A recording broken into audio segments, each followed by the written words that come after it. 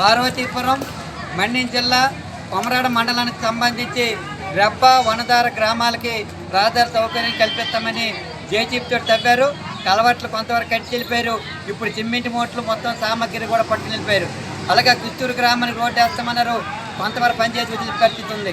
అలాగే జీతరోజు నుండి నయ్యకు కూడా రోడ్డు వేస్తామన్నారు, జేసీబీ తెచ్చారు, 4 రోజులు పనిచేసి వెళ్ళిపోయిన పరిస్థితి ఉంది. అలాగే జొప్పంగి గ్రామానికి కూడా రోడ్డు వేస్తామన్నారు, కాంట్రాక్ట్ కొంతవరకు పనిచేసి వెళ్ళిపోయినారు. అలాగే గుమరంగి లంజ్ నుండి కుంచేసి వరకు రోడ్డు వేస్తామని వెళ్ళిపోయినారు.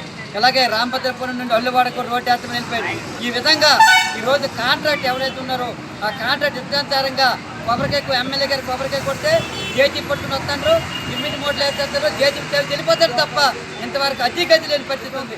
ఇంత జరుగుతుంటే ఐటీడీ అధికారులు ఎవరు కూడా పర్యవేక్షణ లేదు. అసలు కాంట్రాక్ట్ ఎక్కడ నుండి తెలియని పరిస్థితి ఉంది.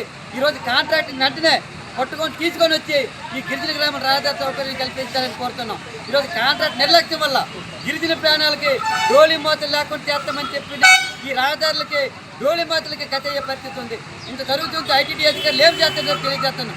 కాంట్రాక్ట్ ఎక్కడున్నా ఆయన తీసుకొచ్చి ఈ రహదారి సౌకర్యాన్ని కల్పించే విధంగా ఆయనపై ఒత్తిడి తేవాలని చెప్పి ఈరోజు జిల్లా కలెక్టర్ గారికి ఐటీడీ అధికారులకి మేము తెలియజేస్తున్నాం.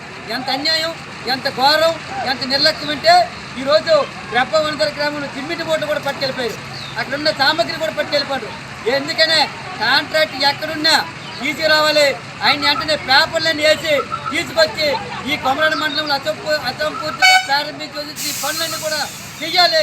లేకపోతే కాంట్రాక్ట్పై క్రిమినల్ కేసులు పెట్టాలి, ఎస్సీ ఎస్టీ కేసు పెట్టి ఈ కాంట్రాక్ట్ని జైలు పెట్టాలని చెప్పి మీరు సిపిఎం పార్టీగా డిమాండ్ చేస్తున్నాం. ఇలాగే కొనసాగితే రాబోయే రోజుల్లో ఈ కొమరాడ మండలంలో ఉన్న గిరిజనులందరితో కలిసి పార్వతీపురం ఐటీడీ కార్యాలయం వద్ద పెద్ద ఎత్తున ఆందోళన చేస్తామని చెప్పి ఈ సందర్భంగా కలెక్టర్ గారికి రాష్ట్ర ప్రభుత్వానికి డిమాండ్ చేస్తున్నాం.